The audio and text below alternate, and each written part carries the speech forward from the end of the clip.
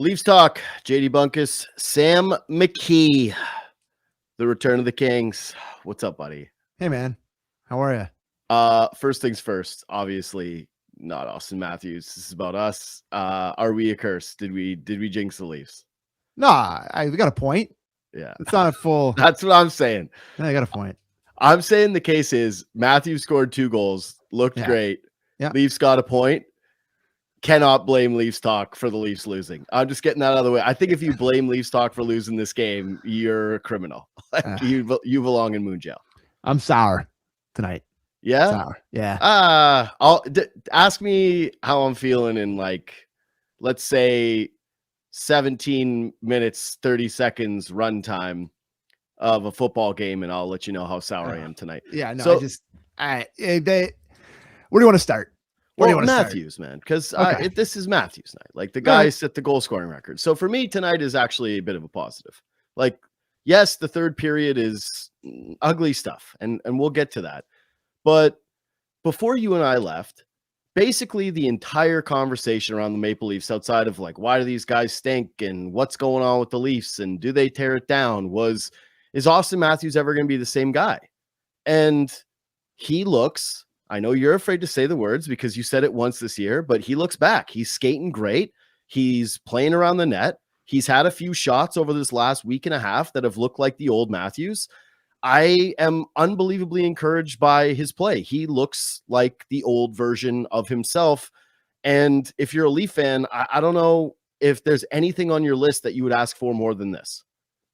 Yeah, he does definitely look heading towards the B word for sure. I think there's been stretches throughout this year where he's looked better, and maybe not this good, but he looked better at points when they won a few games in a row there. He looked like he was a little bit better when I said that the team was back in general, and then he kind of disappeared. And since they fired Savvy, he's been back to his old self pretty much. So this has been enough of a sample size here now where, it's really unbelievable how fast this happened. Yep. Right. Like, we're talking about, how he looks in general this season, but just from a big pictures perspective, the fact that I guess that the Leafs goal scoring record is number 420 isn't that high in general, right? Yep. Like we've talked about that a lot of times, but the fact that we're here already and it's, it was 317 less games than Matt Sundin did it in. It's really, really remarkable how good this guy has been for the Leafs. And it's just for him to do it the way he did it tonight with 2 beautiful vintage Auston Matthews goals. It was really awesome. It was really, really awesome. I really, really enjoyed it. So that part of the game was great. Yeah. This team can't win without Matthews having nights where he carries them offensively. Yeah. And he looks like a guy who's back to being able to do that.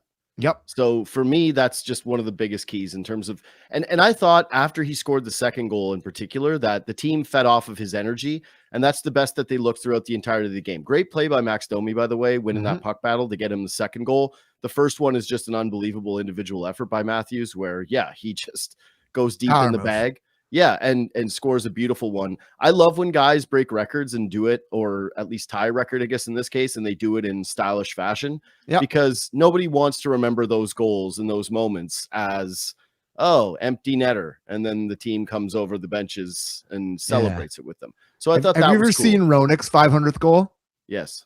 It's like he shoots it off like the side glass and it bounces in. It's like the weirdest goal ever. Like you don't want that one. Actually, I think you kind of do want that one because I remember that one. Like, I guess. Yeah, just because it was so weird. Anyway, I'm unbelievably encouraged by Matthews' play, and he's got some swagger back. He's celebrating goals the way that I want to see him celebrate goals.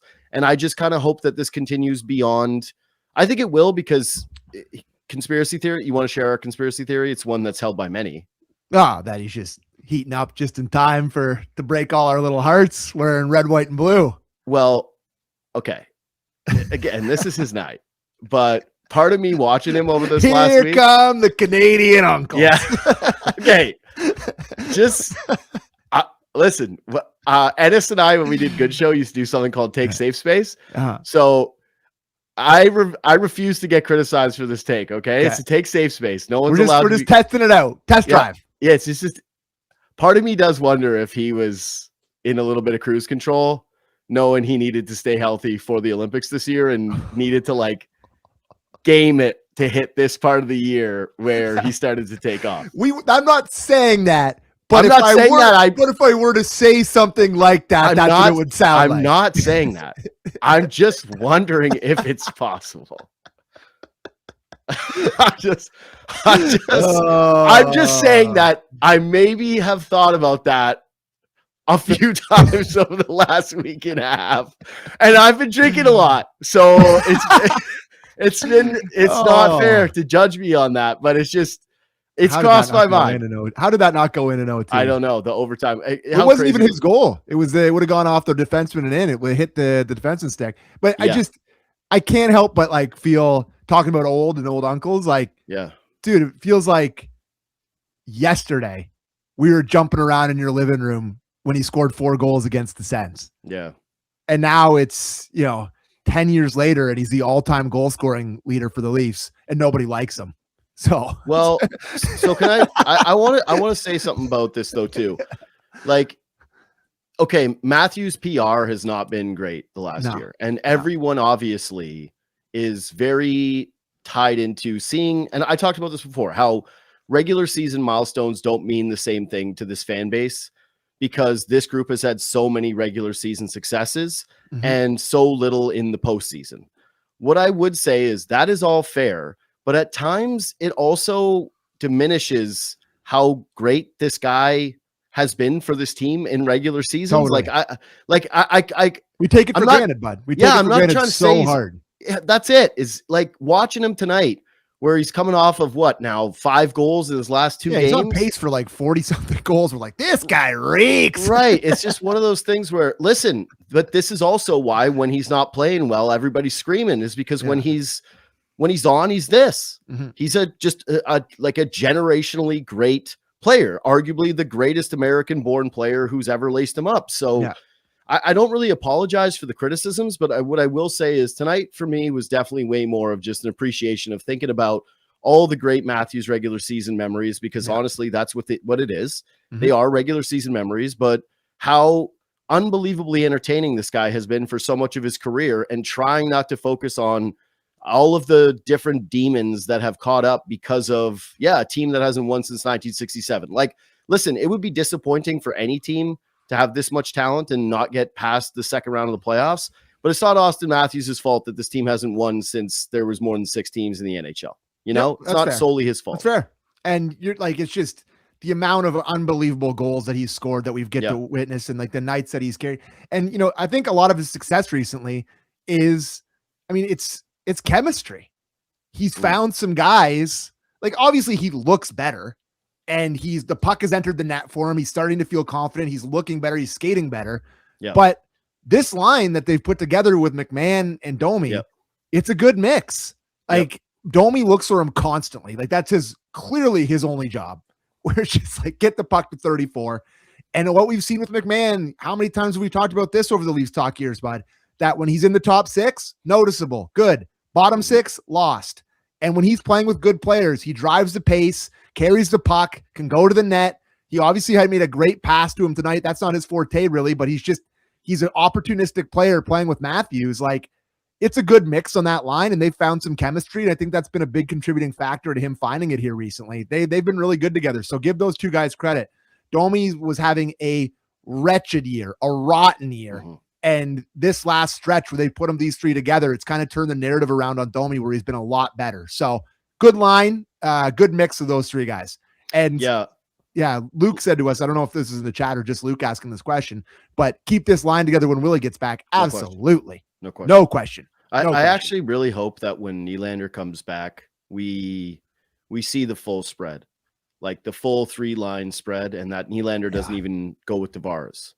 Or if he does go with Tavares, then have that Nyes line with Easton Cowan that they tried out earlier in the year, and Nick Waugh, that they kind of abandoned fairly quickly. I want to see something different, because right now feels a little different. And okay, are you done with Matthews talk? Can I say something about that line? Sure. Yeah, okay. So congrats to Matthews. Unbelievable. Yeah, congrats to Matthews. Like truly, man. And Yeah, if your move tonight is to be doing the like do it in the playoffs, I just you got to have some moments of joy with this team, man. Like, but God, I really wish he still sucked before the Olympics. Yeah, I mean, I'd just rather he suck at the Olympics. Yeah, okay, that's fair. Yeah. And then come back and be great for the Leafs. Perfect. Yeah, I hope that he sucks so bad at the Olympics that Americans do the full turn on him. Yeah, that's the dream. And then or they do the full World Juniors and lose in the quarters. Yeah. No, I think the most edits. We get to see edits of like all them crying to Freebird on the bench. Dude, that's the most scenario. Insane take that I've heard from people, and it's a popular one, so I'm going to reference it. Yeah, is Leaf fans who say, "But wouldn't you take American success and Matthews scoring big goals? Oh my God, no, he has it in him." No. And I'm like, what? No, you nuts? Yeah, no, of course not. The analogy that I cooked up in my brain, I can't even say on the show because it's so bad. But they're like, but we've seen Canada win. I'm like, yeah. And I guess what? Want to see it again. No. Anyway, to that line, it's a great point. I think that they've definitely found something. Yeah. Matthews and Domi have always had a little thing because Domi is a guy who feeds Matthews a million pucks. And for someone who makes a lot of hope passes the way that Domi does, it's much better being able to do those and trying to put him on Auston Matthews' stick than it is with some of the depth players that he's played with over the course of his career. The McMahon thing is the most interesting piece of this to me because I thought I kind of accepted who Bobby McMahon was. Hey, he's fast. He's unbelievably fast. He can put you on your heels, but he's not going to be a guy who goes in the corner and fishes out pucks and wins a lot of battles and can play a bit of a greasy game.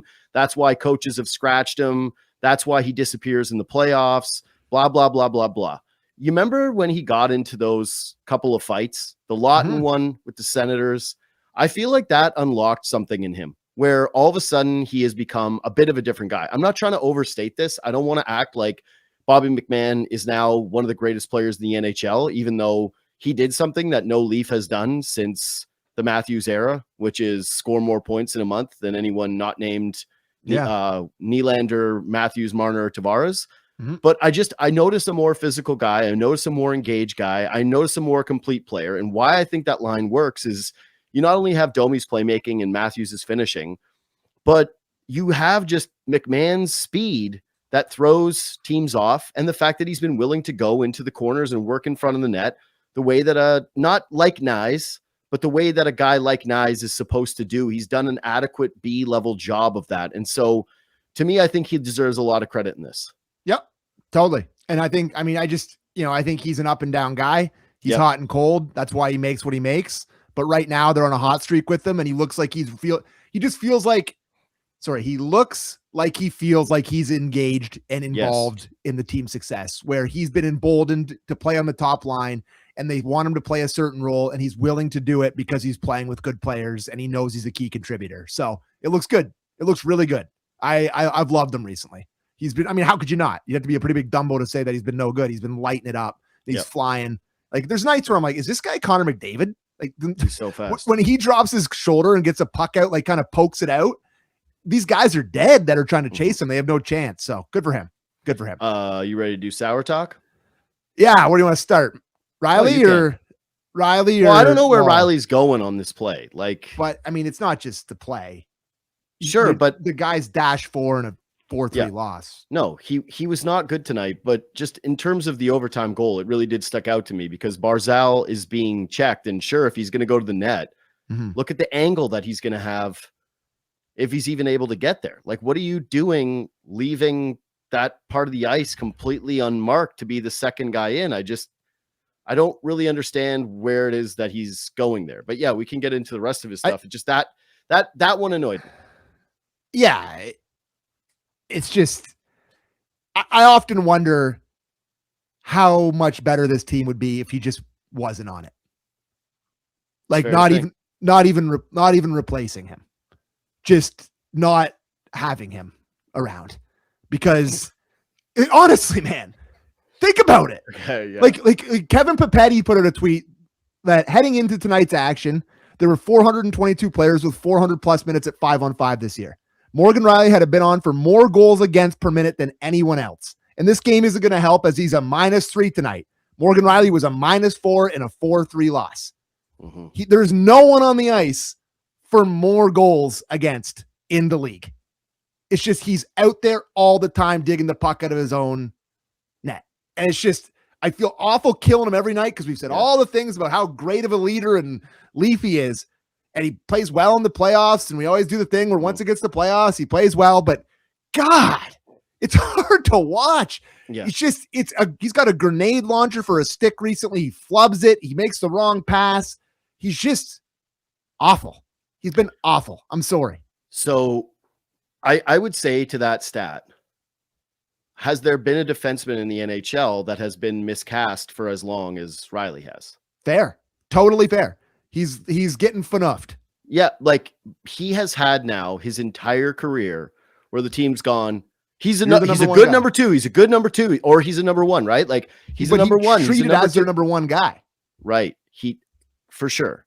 All I'm saying is it's been the most trying to stuff a square peg into the round hole thing over the course of this era of Leafs. Is the idea that Morgan Rielly is a top two defenseman. It just he had the 20 goal season. He's had certainly some good playoff runs. He's had some quality seasons, but the entire body of work, and certainly the last 2 years, it's like, yeah, man, I don't know the difference between what he is and like, I'm not, again, I know what you said is, I laughed because it's not unfair. It's just so harsh. But what I'm going to say is almost worse, but it's like, I don't know what the difference is between him and Dakota Mermis. No, it's just, I mean, I guess the production was there a little bit at the start of the year where he was firing into the net, but that's dried up a bit too. So it's just, you saw a little bit of power play where he was kind of snapping around, but man, they're putting him with Myers for a stretch. So it's like, what the hell is he supposed to do with him? But now they're attaching. That's always been the excuse. But they're attaching Troy to him now. I'm like, God, don't do this to Troy too. I know. Borny made the comparison on our show on Friday, which is the apt one, where it's like when you have a buddy who's had like 10 girlfriends, like, God, every time she's like, God, that guy, she's insane. She's insane. At some point, you got to be like, well, buddy, there seems to be. The 10th one is insane. Like at some point you got to look at your buddy and be like, maybe you got to clean it up a little bit here. Yeah. So, I think about the guy who's always changing jobs and is like, my boss was an idiot. My boss, I was working with this idiot boss. And you're like, yeah, I don't know, man. Like you're running into a lot of idiots, but a lot of bad bosses out there. But this is just it, right? Like this is the Morgan Rielly conundrum is you've never really had anybody else. No, you've never been able to trade him because you've never developed anything. Is there a more untradeable contract in the league? I mean, he makes $7.5 million till 2030, dude. Yeah, I would say that right now. Chris Stanley is more untradeable of a contract. That's fair. Unless you're willing to put him on LTI. Like I'm just saying that there's Darnell Nurse's deal. Like, I don't know. I wouldn't want to pay Evan Bouchard. It's in the top 10. Yeah. I know that it's like. It's certainly one of the worst contracts in the NHL. And what's funny is when he signed it, we all thought he was the first guy to give a bit of a sweetheart of a deal. Imagine he would have got paid actual market value for what he could have gotten at the time. My Lord, he gave back like $1 million a season and it's huge for him. But the conversation is basically always the same, which is, well, what else are you going to do? How are you going to move off of him? Who's going to replace his minutes? Leafs don't have guys that can move the puck and he's supposed to be able to do that. But like, listen, and I know that these new defensemen are coming in here and it's a totally new breed that's happening where it's the Hudsons and the Schaefers where they're just, it's like, we saw Cale Makar come in and we went, oh my God, like this is, I think I talked to you once we were watching the playoffs and I said, I wanted, like, this is the closest I'm going to feel like people watched Bobby Orr. Yeah. And you see now defensemen come in the league and they're just a completely different animal. Schaefer tonight was one of them where I'm going, man, what a treat it is to watch this guy. I'm getting excited. Quinn Hughes. I mean, 4 assists the other night. He's has the puck the whole night. He's unbelievable. So I'm not even trying to hold him to that standard. It's just be good, be decent, be playable. Yeah. I like for all this talk about like, he's such a good puck moving defenseman. Like sure about that. Yeah, when does Morgan, like, show me the Morgan Rielly highlight reel? Somebody that loves editing, go give me the cut up of the last 3 years of just beautiful Rielly outlets and beautiful Rielly breakouts that he creates for other people, or I don't know. I don't see it. I'm not going to pretend like this is anything other than what you're saying, which is, it's bad. I'm not going as far as you where maybe he is worse than like what their replacement level guys are right now. But I'm definitely sick of if you just blaming whoever he's with. If you just he played 27 minutes tonight. If you slid Jake McCabe into those 27 minutes, would you be better or worse? Better for sure. If you put some if everyone moved up, they should be playing him bottom pair minutes. Yeah. I will say that part of this conversation, just selfishly, I feel so vindicated about my Jake Gardiner take from a million years ago, which was Morgan Rielly is going to be exactly what people think Jake Gardiner is, but worse. Yeah. It's a good take. Yeah. And now getting the time machine. Got to dig up the takes from Sportsnet tonight to find that one. Yeah, that's what I mean. You got the logger. Those aren't on podcasts, baby. You just got to trust me. You just got to trust. You got to ask Dan Riccio and see if I was saying that because it's true. You got to ask McKee and you and Vic. That's it. But man, he's a problem. He's just it's just not good. And I feel bad for all the things I said, but it's how I feel. Well, here's the team-wide issue with this: is the Leafs have done this. They did this in the Red Wings game too, where they've got a lead. And exactly. So I'm watching. Hockey. Stop it. Stop flipping the puck out. Play hockey. Yeah. If you're a football fan, there's nothing more aggravating than when your team is protecting a touchdown lead and there's 3 minutes left and they just go into prevent defense and they get picked apart underneath. And all of a sudden the other team's on like the 18. Yeah. And you're looking at it going, well, we held them to 10 points all game. And then we changed the defense drastically. Gave them everything underneath, let them get comfortable, take a bunch of shots down the field, and here we are, tie game.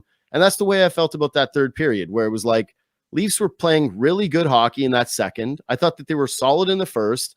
And then the third period, it becomes a shooting gallery where I think they got outshot 10-3 in that period. Yeah. They're just trying to, it's like the coach went in there and they're like, hey, get the puck out, play good defense, play solid, this and that, as opposed to being like, try to play in their zone. Try to have the puck down there. They barely did.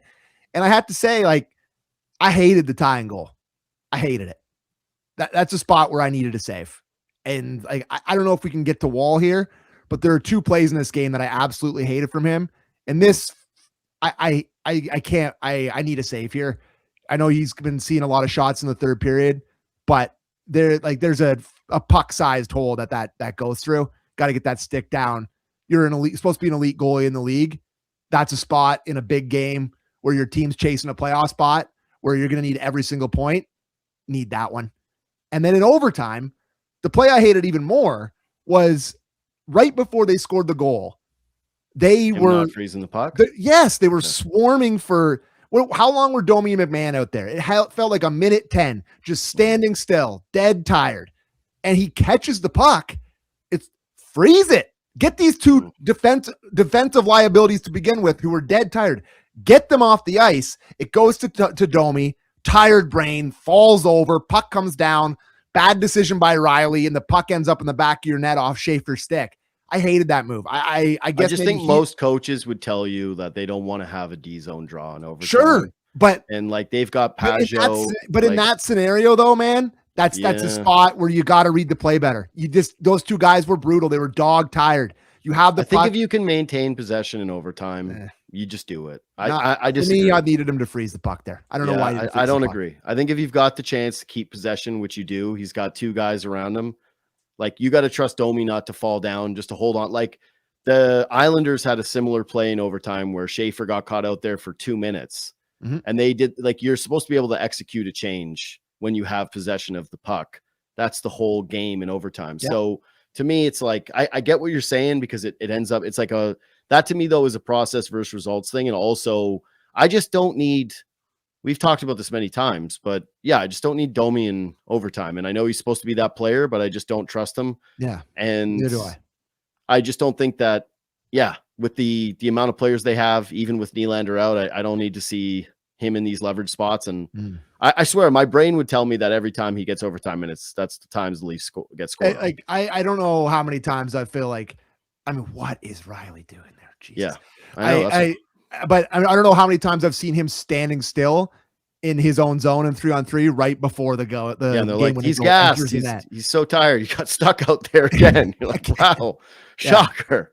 Yeah. Shocker. He had nothing left in the tank. I think that this one is 40 minutes of good play, but that recently the only like real bugaboo there is, because this has been better hockey, man. I said to you when we did, if you didn't listen to it, that's why you subscribe to the podcast feed. We did just a pod on my show, kind of recapping a little bit of, or the games that we missed. The only one I didn't watch was the Penguins game. And for the most part, there has been some real positive momentum rolling here. They've been getting goaltending. They're defending better as a team. Obviously, Matthews has been back. There's looked like more balance throughout the roster, where I like the way the depth is impacting things.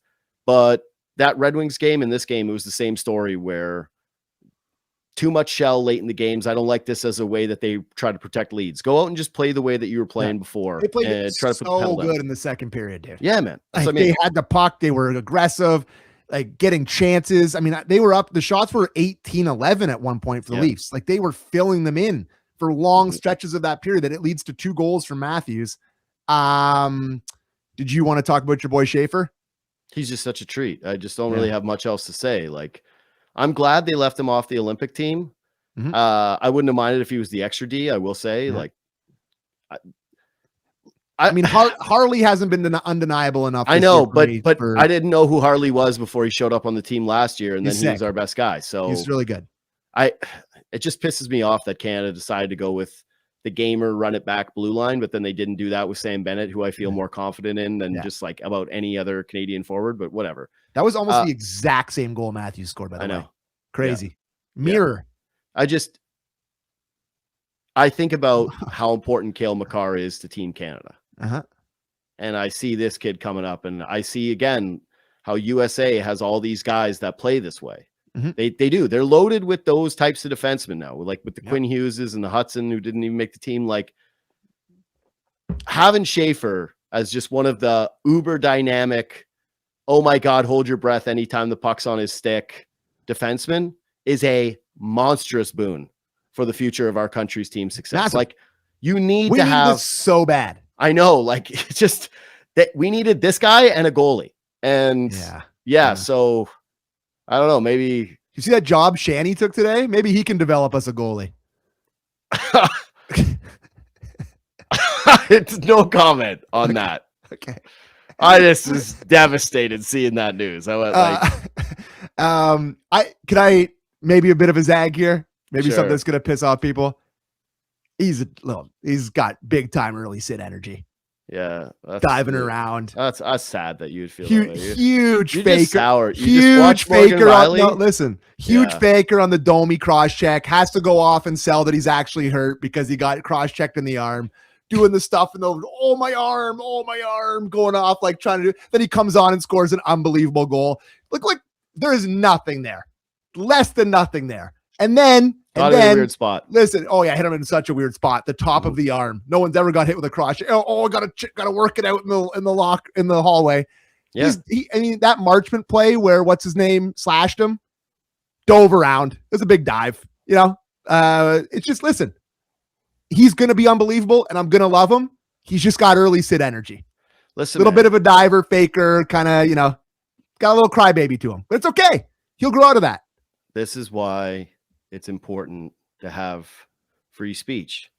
Is not every opinion has to be good and right. It's supposed to be a diversity of opinion. You're allowed to just be wrong out loud, and it's okay. Like, my arm. In the UK, you'd go to prison for a take like that. It's a miracle of modern science. He was able to come back out on the ice. What a hero. I just really like him. I just really enjoy.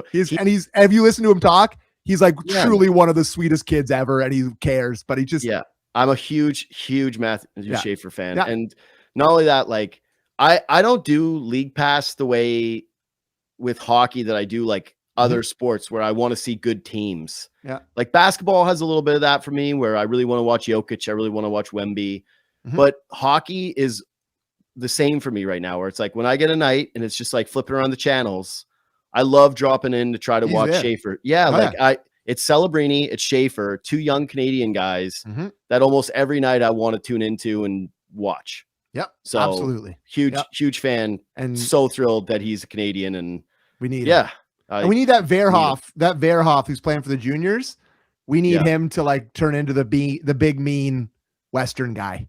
I'd like to see him. I know he's big, but I don't watch juniors, so I don't know. Well, I mean, he plays like for North Dakota State, so it's not like not even gonna watch him in like junior. I know, but not just that. It's like so far, I want to see in a cage. He looks like a 12-year-old. Like, I know it's hard to get behind it. That's what I mean. It's like when we're like, yeah, he's big and mean. I'm like, buddy, I grew up on Jordan Tutu and Dion Phaneuf. Shea Weber had a 6-foot beard at 17. Yeah, so. Like do something then. Do something crazy and mean. Put some Slovak kid on something. Yeah, like do something mean. Make a name for yourself. Yeah, I wish they would. Like I'm excited for that game tomorrow. Yeah, I'm really excited for the game. I'm really excited for the game tomorrow. Yeah, I am too. I'm very excited. This Canada team, it seems like it's got some guys, and it's important that we develop guys because of the best on best, like you've been talking about. But I love that kid, T.J. Ginla, man. Seeing Jerome in the crowd. God, like, is he going to play for us in Milan? That's what I texted 25, you. Man. That's what I said to you. Like, he's a baby. He put that tooth awesome. On. I know. He's the man. Love him. Yeah, if I sat next to Jerome again, like I have a baby face. He'd be like, "Who's that old guy beside Jerome?" Yeah. He's remarkably young looking. I know. Whatever he's doing, give us the secrets. Anyway, skincare routine for Jerome. Yeah, Leafs Talk is back. Subscribe, review, leave comment, do all those things. A lot of us coming up. They play every night. Pretty sure I have Matt Sundin tomorrow. Really? Tomorrow, Sunday? You're doing a Sunday show or Monday? Whatever. I always think about the day after as my next show. What a grinder! Sunday morning. No, Monday. I'm supposed to find out, but it's pretty much a lock. But pretty sure Matt Sundin on Monday. So tune in for that because I'm curious. He looked thrilled in his thank you. Well, listen, man. I want to. Sundin and I got a different kind of relationship. I'm hoping that. I just gotta tell you, I don't think he's competitive. I don't think he was thrilled that he broke his record. Man, he'll never tell the truth on that. No, but he would. He was like, "No guys ever do." Thank you. I'm happy for you. Yeah, looks like they just woke him up. They probably did, man. He's on Sweden time. I think it's like some guys like the record chases because that's the only time they get brought up. Mm-hmm. But a guy like Sundin is brought up all the time. Why would he want somebody to break his record? Anyway. All right. Subscribe, review, thumbs up, do all those things. Reach out to us on Twitter and Instagram at JD Bunkis at Sam McKee. We will see you on Tuesday against Panthers. Yes. Yeah, good one. See you then.